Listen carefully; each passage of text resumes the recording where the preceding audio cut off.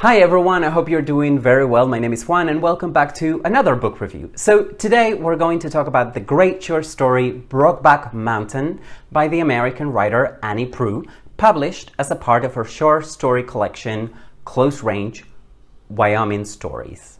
And if you appreciate my reviews and would like to show your support, please give this review a like and subscribe to my channel. That way this video will get to more people who might also enjoy it.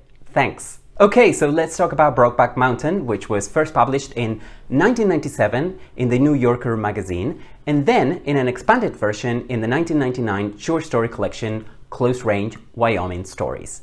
I read the full extended version and used to own a signed copy of Close Range.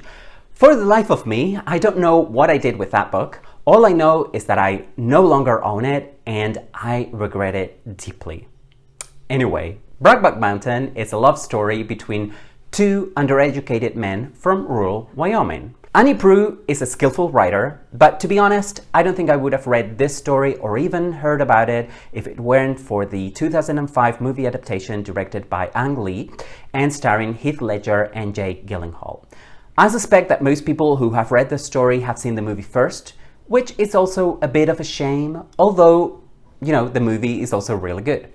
Brokeback Mountain is extremely specific in its setting, and I don't think there is anything random about the setting. The setting is not just a backdrop here. It is hard to imagine this story, taking place anywhere else. And sure, we could make fun of the idea of gay cowboys, the idea of the uber masculine figure of the cowboy being subverted by making it gay, but this subversion wouldn't be anything new or original because the cowboy is already a well-established male gay icon, and that's not what you're going to get from this story anyway. For one thing, Jack and Ennis are not even cowboys. Jack and Ennis are individuals, and Proulx places them in isolation up on a mountain. They only have each other to turn to for the duration of their stay on the mountain. But what will happen to them and the bond they establish once they come down and join the rest of society? One of the best things about this short story is that there is nothing stereotypical about it. Ennis and Jack may be simple men, but as fictional characters, they are round. I found Brokeback Mountain compelling. It is a story that sucks you in completely. I love how Proulx writes about sex and desire in this story. Brokeback Mountain, like all the best love stories, is a tragedy, but it is so original that it will surprise you. Unless you have seen the movie. I read Brokeback Mountain a few years after I saw the movie adaptation and had forgotten a lot about the plot, so I could enjoy the story on its own merits. And if you can, that is how I would recommend reading it. And well, I think this is all I can say about Brokeback Mountain without spoiling it for people who have not read it yet. If you want to read Brokeback Mountain, if you haven't read it yet and want to read it, I always link to the books I review in the description box for each video. So you can buy your copy of Close Range at no extra cost and support my channel. Now I'm going to summarize the plot and talk about Brokeback Mountain in more detail, and there will be some spoilers. So you have been warned. If you don't want to hear any spoilers about Brokeback Mountain, you should stop watching right about now, and I will see you again very soon, I hope, for another video.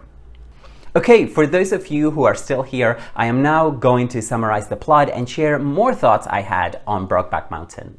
The protagonist, Ennis Del Mar, a middle-aged ranch hand who lives in a trailer, wakes up from a pleasant dream about a man named Jack Twist. Today is Ennis's last day on the ranch. The owner has sold it and now Ennis must move on, but he doesn't know what he'll do or where he'll go because he doesn't have a job anymore. Then there is a flashback to the spring of 1963.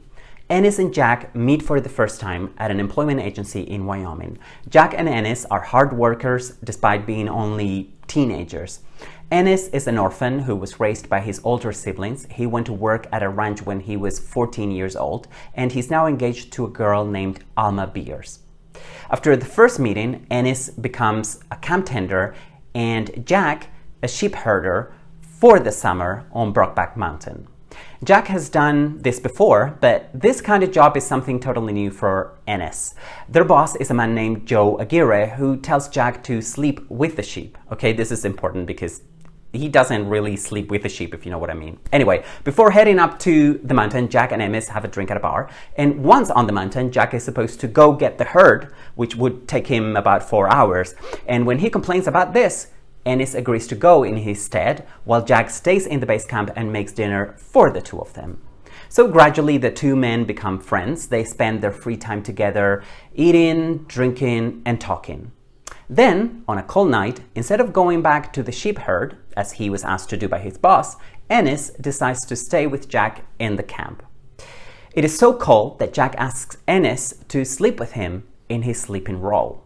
While they are lying there together, Jack grabs Ennis's hand and places it on his genitals.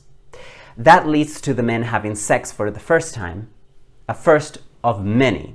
But no matter how many times they have sex, they always deny being homosexual. Then one day, their boss Joe Aguirre sees them at it through his binoculars, but he doesn't say or do anything. Then, in late summer, their sheep herd gets mixed up with another herd. Ennis and the other herder try to separate the herds, but they don't always succeed at recognizing which sheep belongs to which herd. And when the summer ends, Jack and Ennis come down the mountain with the herd to get paid. Aguirre realizes that some of the sheep are not his, but still pays them. It is time to say goodbye. They both act cold toward each other, and we find out that Ennis had punched Jack the night before. Once he's alone on the road, Ennis stops his car because he's just so upset about not seeing Jack anymore. Ennis marries his fiancée Alma and they have 2 daughters. Alma wants to move to town, but Ennis kind of likes living in a remote location. Years go by, and one day Ennis gets a postcard from Jack saying that he wants to visit him. Then, when Jack arrives, Alma sees both men kissing outside their apartment.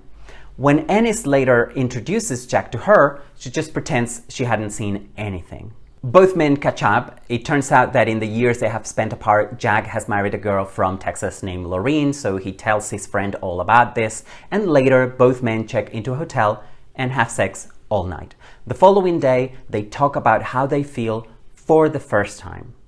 Ennis claims that he hasn't had sex with other men, and Jack lies about it and says that he hasn't either. Jack thinks that their former boss, Aguirre, knew what had happened between them, and the reader knows that that's true. And he also says that he was taken aback when Ennis punched him on that last day on the mountain. Now, Jack has this plan of setting up a ranch with Ennis, but Ennis is reluctant because when he was a child, his father took him to see the body of a gay rancher who had been mutilated, so I guess he doesn't want that to happen to him. Alma and Ennis get divorced and she remarries. Later, she confronts him about his homosexuality. What happens then between the two men? They continue to see each other, they see each other from time to time. They also see other women and they tell each other about that. Jack's wife has money and she owns her own business, so it is easy for Jack to travel and make plans, but Ennis is not always able to keep up with that. So they argue when Jack admits that he goes to Mexico for sex sometimes, and he also blames Ennis for not being enough. Jack then thinks about how much simpler things were back on Brokeback Mountain. One day, months later, Ennis gets a returned postcard he had sent Jack with the word deceased stamped on it. So he calls Jack's wife, Lorene, to find out what happened. Lorene tells him that Jack had been involved in some kind of accident, but Ennis doesn't believe a word of that, and instead he is convinced that his lover was killed. According to Lorene, Jack wanted his ashes to be buried in Brokeback Mountain, but because that's a place she hadn't heard about before, she's decided to inter half the ashes herself and give the other half to Jack's father. So Ennis goes to see Jack's parents in their tiny little ranch. Ennis goes to Jack's old bedroom. He finds 2 shirts from their time on Brokeback Mountain layered one on top of the other. The one on top belonged to Jack, but is stained with Ennis's blood, and the other shirt is Ennis's. So Jack's father talks about his intention to bury the rest of his son's ashes in the family plot, and that's that. Back on his trailer, Ennis sticks a postcard to Brokeback Mountain and hangs the 2 shirts to a wall in his trailer, and then he begins to dream about Jack, and that's the end of the story. I don't have that much to add really. I think that Brokeback Mountain is one of the best love stories I have ever read. Gay, straight, bi, whatever. I think any reader could see the beauty in this story. You know, I've never been to Wyoming, but I still enjoy Proux's description of the plains and the mountains in the first part of the story. So I don't think you need to be gay to get and enjoy this story either. And the language is so emotionally charged and sparse. I can't think of a better way of writing this story really. So it is definitely one I would recommend to everyone. Anyway, now I would love to hear what you have to say about Brokeback Mountain. So please let me know your thoughts if you have read it. And if you haven't read it yet, please let me know what you think of my review and if you think that you will read the story now that you've watched this review. And if you enjoyed this video, please like it and share it with your friends on social media. You can also follow me on Twitter and Instagram @BookishIslander so we can talk about books on other platforms too. This is all from me. I hope to see you again very soon for another book review or bookish video. Bye for now.